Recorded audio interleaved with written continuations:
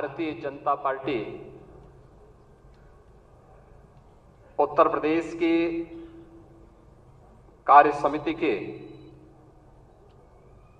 आज के इस महत्वपूर्ण सत्र में अपना योग्य मार्गदर्शन प्रदान करने के लिए यहां पर उपस्थित दुनिया के सबसे बड़े राजनीतिक दल भारतीय जनता पार्टी के राष्ट्रीय अध्यक्ष, केंद्र सरकार में स्वास्थ्य और परिवार कल्याण मंत्री आदरणीय श्री जगत प्रकाश नड्डा जी, इस मंच पर हम सब के बीच में हैं। मैं प्रदेश भर से आए हुए भारतीय जनता पार्टी संगठन के पदाधिकारियों, प्रदेश सरकार के मंत्रियों, जिला के क्षेत्र के पदाधिकारियों, प्रदेश के हमारे केंद्रीय मंत्रियों, माननीय सांसद, माननीय विधायकगण, जिला पंचायत अध्यक्ष, महापौर, ब्लॉक प्रमुख, चेयरमैन और मंडल अध्यक्षों की ओर से आदरणीय राष्ट्रीय अध्यक्ष जी का इस कार्य समिति में हृदय से स्वागत करता हूं, अभिनंदन करता हूं।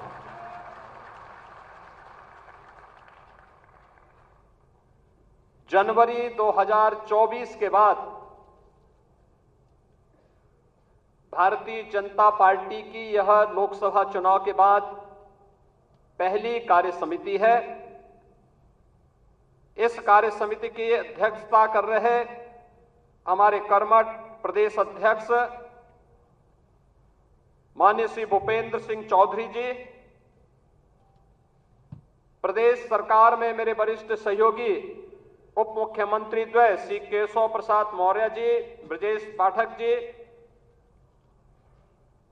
राष्ट्रीय महामंत्री माननीय विनोद तावड़े जी, माननीय श्री अरुण सिंह जी, संगठन महामंत्री सम्मानित श्री धर्मपाल जी, आज के इस कार्यक्रम में उपस्थित राष्ट्रीय मंत्री श्री सुरेंद्र नागर जी, हमारे केंद्रीय मंत्रीगण, प्रदेश के सभी सम्मानित पदाधिकारीगण, सभी माननीय नवनिर्वाचित सांसदगण, प्रदेश के हमारे विधानसभा और विधान परिषद के सदस्यगण, क्षेत्रीय अध्यक्ष और क्षेत्र समिति के हमारे पदाधिकारी, जिला के पदाधिकारी, जिला पंचायत अध्यक्ष, महापौर, ब्लॉक प्रमुख, चेयरमैन, अन्य हमारे सभी आगत सभी उपस्थित कार्यकर्ता बंधुओं बहनों, लोकसभा चुनाव के बाद आयोजित इस पहली प्रदेश कार्य समिति की बैठक में मौसम की विपरीत परिस्थितियों के बावजूद आपका समय पर आगमन हम सबको एक नए उत्साह से ओतप्रोत करता है। इस अवसर पर मैं राष्ट्रीय अध्यक्ष जी के साथ साथ आप सबका भी हृदय से स्वागत करता हूं, अभिनंदन करता हूं। भारतीय जनता पार्टी की यात्रा और भारतीय जनता पार्टी के अपने स्वागत उद्बोधन में प्रदेश अध्यक्ष जी ने प्रातःकालीन सत्र में विस्तार से अपनी बातें आपके सामने रखी। राजनीतिक प्रस्ताव में प्रदेश महामंत्री श्री अनूप कुमार गुप्ता जी ने और प्रस्ताव के समर्थन और अनुमोदन के लिए जो हमारे पदाधिकारी यहां पर अपनी बातों को रखे थे, उन्होंने भी विस्तार से इन सब मुद्दों पर चर्चा की। लोकसभा चुनाव के पहले हम सब इस बात को जानते हैं कि भारतीय जनता पार्टी ने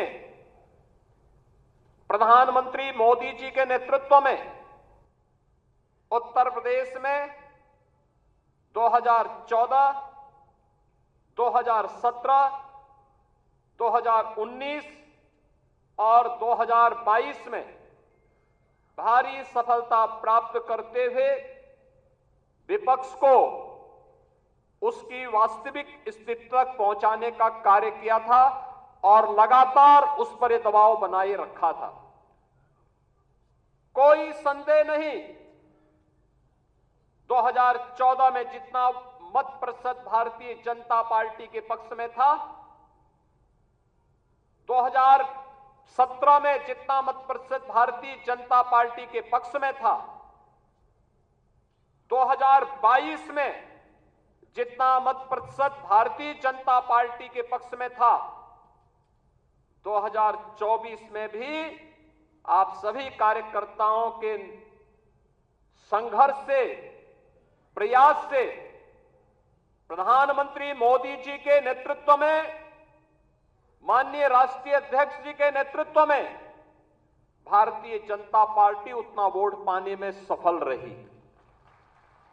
लेकिन जैसा वोटों की शिफ्टिंग होती है और कहीं पर जब हम लोग ये मान करके चलते हैं कि आत्मविश्वास में कि हम तो जीत ही रहे हैं, तो स्वाभाविक रूप से वहां पर कहीं ना कहीं हमें खामियाजा भी भुगतना पड़ता है और वह अति आत्मविश्वास कहीं ना कहीं हम लोगों को जहां चोट पहुंचाने में, उस विश्वास पर खरा उतरने में, उन अपेक्षाओं पर खरा उतरने में, जहां कहीं ना कहीं उस विश्वास पर कहीं ना कहीं चोट पहुंची, वहीं साथ ही साथ जिस विपक्ष ने चुनाव के पहले हिम्मत हार करके बैठ गया था, वह आज फिर से उछल कूद करने का कार्य कर रहा है।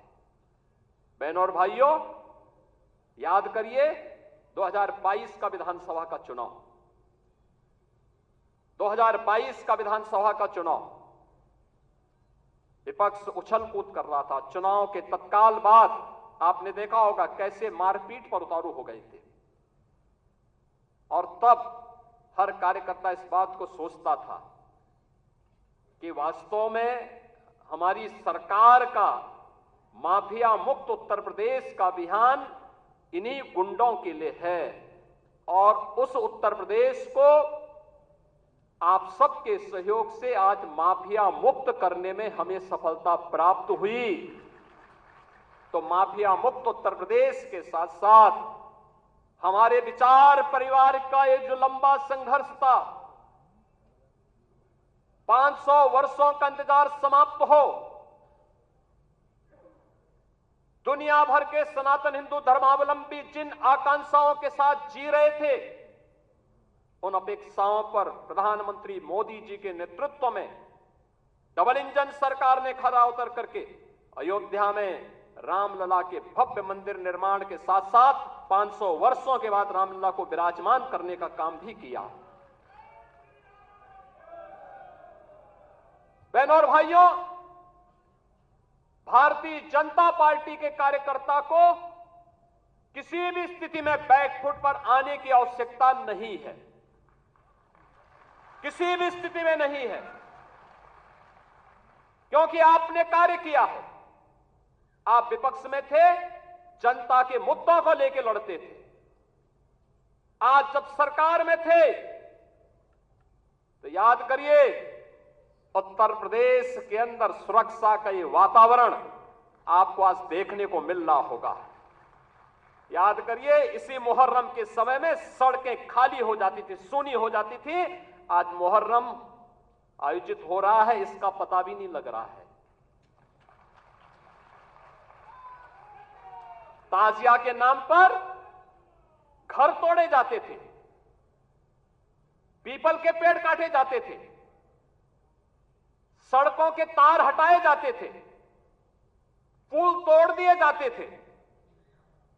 आज कहा जाता है किसी गरीब की झोपड़ी नहीं हटेगी, आज कहा जाता है कोई तार नहीं हटेगा। आज कहा जाता है कि सरकार नियम बनाएगी, पर्व और त्योहार मनाना है तो इन नियमों के अंतर्गत मनाओ और नहीं तो अपने घर में बैठ जाओ। ये मनमानापन नहीं चल सकता है। और विधि का शासन कैसे होना चाहिए, सुशासन कैसे होना चाहिए, यह भारतीय जनता पार्टी की सरकारों ने देश के अंदर करके दिखाया है। लोक कल्याणकारी कार्यों का परिणाम कितना हुआ, कोई सोचता था? मैं याद है जब देश के अंदर कोरोना की आहट हुई थी, माननीय नड्डा जी राष्ट्रीय अध्यक्ष के रूप में वर्चुअल हम लोगों के साथ जुड़े थे और आपने एक ही बात कही कि देश संकट में है, मानवता संकट में है। हमारे लिए एक ही मंत्र है, प्रधानमंत्री जी का आदेश है, एक ही मंत्र है और वह मंत्र है सेवा ही संगठन है। ये केवल भारतीय जनता पार्टी ने किया था। मुझे याद है कोरोना कालखंड में केवल भाजपा का कार्यकर्ता या राष्ट्रीय स्वयंसेवक सड़कों पर जनता जनार्दन की सेवा कर रहा था। अन्य किसी भी दल के किसी भी नेता का कोई अता पता नहीं था। कार्यकर्ताओं की बात तो दूर, आपने देश के अंदर 10 करोड़ गरीबों को मकान दिए। उत्तर प्रदेश में 56 लाख गरीबों को बिना भेदभाव के मकान दिए। हमने जो नारा दिया, मोदी जी ने जो नारा दिया कि सबका साथ और सबका विकास, हमने जाति, मत और मजहब के आधार पर भेदभाव किसी के साथ नहीं किया। हम आज भी कह सकते हैं हमने किसी के साथ भेदभाव नहीं किया, कोई भेदभाव किसी के साथ नहीं किया। विकास के कार्यों के लिए भेदभाव नहीं किया। ये 80 करोड़ लोगों को फ्री में राशन आज भी मिल रहा है, क्या किसी जाति को मिल रहा है, किसी मत विशेष या किसी धर्म विशेष को मिल रहा है? भारतवासी है उसको राशन मिल रहा है। भारत पहला देश जिसने भूख से मौतें नहीं होने दी, बदहाली नहीं होने दी, आत्महत्या नहीं होने दी, किसी गरीब को सड़क पर भूखों से मरने के लिए मजबूर नहीं होने दिया। लेकिन उस सबके बावजूद भारतीय जनता पार्टी का कार्यकर्ता लगातार कार्य करता रहा। विपरीत परिस्थितियों में अपनी जान की परवाह किए बगैर लगातार कोरोना जैसी महामारी से जूझता रहा और सेवा को ही संगठन मान करके कार्य करने का परिणाम रहा कि जिस महामारी के सामने दुनिया की बड़ी बड़ी ताकतें नतमस्तक हो गई, उसी कोरोना को कहां समाप्त कर दिया मोदी जी के नेतृत्व में। भारत ने सबसे अच्छा परिणाम देकर के दुनिया के सामने कोविड प्रबंधन की एक नई अनूठी छाप छोड़ी। बीमारियों से होने वाली मौत, मुझे याद है 2014 में जब आदरणीय नड्डा जी भारत के स्वास्थ्य और परिवार कल्याण मंत्री बने थे, इंसेफ्लाइटिस के मुद्दे को लेकर के एक सांसद के रूप में मैं उनके पास गया था और उन्होंने कहा कि हम इसमें सहयोग करेंगे। नड्डा जी और मोदी जी के सहयोग से गोरखपुर में एम्स भी बना। आज गोरखपुर का एम्स चालू हो गया, काम कर रहा है। पूर्वी उत्तर प्रदेश और बिहार की, नेपाल की एक बड़ी आबादी अपने स्वास्थ्य सुविधाओं का लाभ प्राप्त कर रही है। और 40 वर्ष से जो बीमारी थी, इस बीमारी से होने वाली मौत 90 से 95% मौतें अनुसूचित जाति, अति पिछड़ी जाति और अल्पसंख्यक समुदायों की थी। आज उस मौत को हम लोगों ने, डबल इंजन की सरकार ने पूरी तरह नियंत्रित किया है। इंसेफ्लाइटिस पूरी तरह समाप्त हो गया है। उत्तर प्रदेश जैसे राज्य में इंफ्रास्ट्रक्चर, एक कल्पना थी, आज आप जाते होंगे आपको 4 लेन की कनेक्टिविटी मिलती होगी। आज आप कहीं भी जाइए, प्रयागराज जाइए, काशी जाइए, लखनऊ आइए, अयोध्या जाइए, गोरखपुर जाइए, पश्चिम के किसी भी जनपद में जाइए, इंटर स्टेट बॉर्डर पर जाइए, आपको लगेगा आज कोई नहीं कह सकता है, उसको उत्तर प्रदेश का वासी कहने में संकोच नहीं होगा, क्योंकि उत्तर प्रदेश का इंफ्रास्ट्रक्चर किसी भी अन्य जगह से अच्छा आपको प्राप्त होगा। मुझे याद है जब मैं बुंदेलखंड गया था पहली बार मुख्यमंत्री बनने के बाद, मेरे साथ आज के जल शक्ति मंत्री श्री स्वतंत्र देव सिंह जी थे। हम लोग चित्रकूट में गए। मैंने चित्रकूट में वहां के कार्यकर्ताओं के साथ बैठक की, जनप्रतिनिधियों के साथ बैठक की। रात्रि को मैंने वहां के उद्यमी और व्यापारियों के साथ बैठक की थी। मैंने उनसे कहा, मैंने कहा यहां चित्रकूट में अच्छे होटल क्यों नहीं आ रहे हैं, अच्छी धर्मशालाएं क्यों नहीं बन रही हैं? उन्होंने एक ही बात कही, उन्होंने कहा अगर कोई निवेश करेगा तो डकैत उसका अपहरण कर देंगे। तो मैंने कहा मैं अगली बार तब आऊंगा जब यहां से डकैतों से मुक्त कर दूंगा। और मुझे बताते हुए प्रसन्नता है, आज न केवल बुंदेलखंड चित्रकूट बल्कि पूरा बुंदेलखंड डकैतों से मुक्त हो चुका है, माफिया से मुक्त, डकैतों से मुक्त। आज आप कहीं भी जाते होंगे, क्या काशी, क्या अयोध्या, क्या मथुरा वृंदावन, क्या विंध्यवासिनी धाम, क्या सुखतीर्थ, क्या नैमिषारण्य, क्या ये आपकी वैचारिक यात्रा और आपकी आध्यात्मिक विरासत को क्या सम्मान यहां पे नहीं मिला? आजाद देश 1947 में हो गया था, ये काम 1947 में होना चाहिए था, ये कार्य उसके बाद होना चाहिए था। डॉक्टर लोहिया की विरासत को संभालने वाले लोग, जिस डॉक्टर लोहिया ने कहा था कि भारत की पहचान 3 महापुरुषों पर है, उन्होंने कहा था कि भारत तब तक भारत है जब तक भारत के अंदर राम, कृष्ण और शिव की पूजा होगी, तब तक भारत का कोई बाल बांका नहीं कर सकता है। और राम, कृष्ण और शिव की इस परंपरा को क्या इन समाजवादियों ने कलंकित नहीं किया था? क्या अयोध्या को लहूलुहान नहीं किया था? और क्या यही कार्य ये लगातार नहीं करते रहे? मुझे आश्चर्य होता है। राजूपाल की हत्या होती है प्रयागराज में, क्या राजूपाल पिछड़ी जाति के नहीं थे? उमेश पाल की हत्या होती है, क्या उमेश पाल पिछड़ी जाति के नहीं थे? भारतीय जनता पार्टी के विधायक कृष्णानंद राय की निर्मम हत्या हो जाती है, और कृष्णानंद राय के साथ गोलियों का शिकार होने वाले लोग कौन थे? एक रमेश पटेल थे, एक रमेश यादव थे, कोई अन्य पिछड़ी जाति का था। क्या इनको पिछड़ी जाति में नहीं मानते लोग? क्या क्यों नहीं इनके बारे में आवाज उठी? ये आवाज को तभी बल क्यों मिला जब भारतीय जनता पार्टी की सरकार हुई। और आज आप देखते होंगे इन माफियाओं के लिए फातिया पड़ने वाले लोग किस प्रकार से चिल्ला चिल्ला करके फिर से चुनौती देने की स्थिति में आए हैं। और इसीलिए तो हम कह रहे हैं कि मोदी जी ने जो कहा था वो करके दिखाया। सबका साथ और सबका विकास, लोक कल्याणकारी योजनाओं की किसी भी योजना में आप देख सकते हैं, क्या राशन की योजना, क्या मकान की योजना, क्या हर घर शौचालय की योजना, चाहे हर घर नल की योजना, चाहे आयुष्मान कार्ड या किसी भी अन्य योजना में, उज्ज्वला योजना की हो योजना हो, कोई भी योजना हो, क्या किसी के साथ कोई भेदभाव हुआ? जाति, मत, मजहब के आधार पर, चेहरा देख करके किसी के साथ भी कोई भेदभाव नहीं। ये सारी योजनाएं बिना भेदभाव के हर तबके को दी गई। और हमें आश्चर्य होता है, समाजवादी पार्टी की सरकार के समय कन्नौज के मेडिकल कॉलेज की चर्चा हुई। कन्नौज के मेडिकल कॉलेज का नामकरण बाबा साहब डॉक्टर भीमराव अंबेडकर जी के नाम पे था। समाजवादी पार्टी के तत्कालीन मुख्यमंत्री ने नाम बदल दिया। और इस बार जब मैं वहां गया था, हमारे वहां मंत्री श्री असीम और उन्होंने मेरे सामने इस बात को रखा। हमने उसी दिन कहा कि नहीं, ये बाबा साहब भीमराव अंबेडकर के नाम पर ही मेडिकल कॉलेज फिर से जाना जाएगा। और हम लोगों ने इस मेडिकल कॉलेज का नामकरण उसी समय वहां किया था।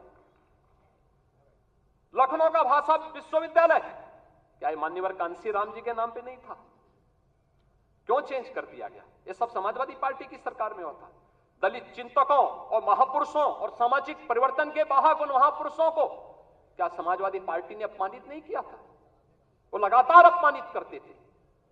ये तो संविधान की अवहेलना करते थे। इन्होंने तो धर्म के आधार पर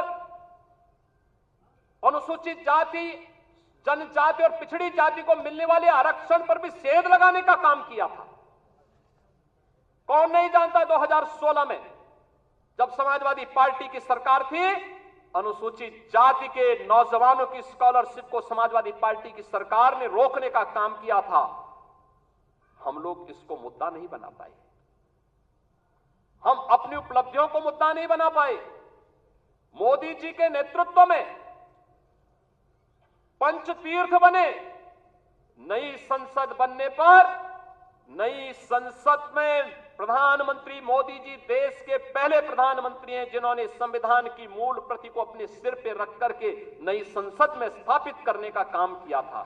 भारतीय जनता पार्टी संविधान को सर्वोच्च सम्मान देने वाली पार्टी, अनुसूचित जाति, जनजाति और पिछड़ी जाति के अधिकारों को संरक्षित करने वाली पार्टी, लेकिन अफवाह और भ्रम की स्थिति पैदा करके जिस प्रकार से माहौल खराब करने का प्रयास किया गया, ये जानते हुए, दुनिया की ताकतें जानती हैं, ये समाज बिखरा होगा तो आसानी से शिकार हो जाएगा, एकजुट होगा तो बड़ी बड़ी ताकतें इस समाज की ताकत के सामने धराशायी हो जाएंगी। आप इस ताकत को जाति के नाम पर विभाजित करके शक्ति को छिन्न भिन्न करने का जो पाप अभी चुनाव के दौरान हुआ है, हमें उससे सतर्क और सावधान होना होगा। और वहीं से मैं कहने के लिए आया हूं, सोशल मीडिया प्लेटफॉर्म, आखिर आपके पास, सबके पास स्मार्टफोन है, सब लोग स्मार्टफोन पर अपने अपने ग्रुप के साथ काम भी करते हैं, एक दूसरे को मैसेज भी भेजते हैं, एक दूसरे की को शुभेच्छा भी देते हैं। लेकिन क्या कारण था कि जो षड्यंत्र हो रहे थे, जिस षड्यंत्र की आशंका दिखाई दे रही थी, उस षड्यंत्र को करने में वे विदेशी ताकतें और विरोधी सभी सफल हो गए। क्या कारण था?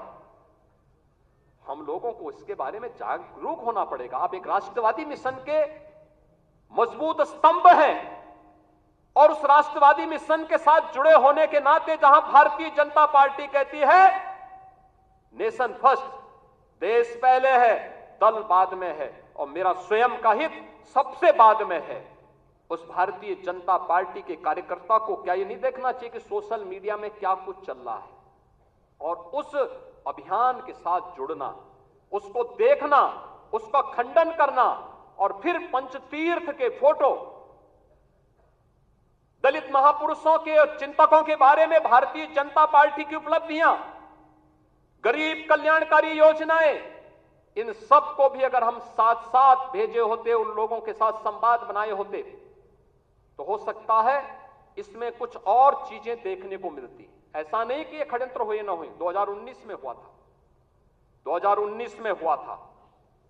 2019 में एक बड़े गठबंधन को उत्तर प्रदेश के अंदर बनाने का कार्य हुआ था, और तब आज के हमारे राष्ट्रीय अध्यक्ष तब प्रदेश के प्रभारी के रूप में इस दायित्व का निर्वहन कर रहे थे। याद करिए, तब हम लोगों ने 43% वोट के प्रतिशत को बढ़ा करके 51% करने का काम किया था, और भारतीय जनता पार्टी ने सबसे बड़े गठबंधन को धराशायी करने का काम किया था, इसी प्रदेश में किया था। और इसीलिए आज मैं कहने के लिए आया हूं, सोशल मीडिया प्लेटफॉर्म आपके लिए कितना बड़ा उपयोग हो सकता है, यह भी हमें देखना होगा।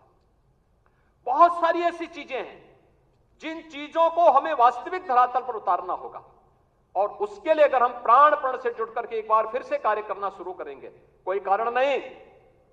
हमने नगर निकाय चुनाव में सभी 17 की 17 मेयर की सीट हम लोगों ने जीती थी। 17 की 17 सीट भारतीय जनता पार्टी ने प्रदेश के अंदर जीत करके पहली बार भारतीय जनता पार्टी 17 की 17 नगर निगम की सीट जीती थी। सर्वाधिक नगर निकायों की सीट जो जीती थी, सर्वाधिक, यानी 17 की 17 नगर निगमों में भारतीय जनता पार्टी का फुल मेजोरिटी का बोर्ड बना, और प्रदेश के अंदर सर्वाधिक पार्षद भी भारतीय जनता पार्टी के जीते।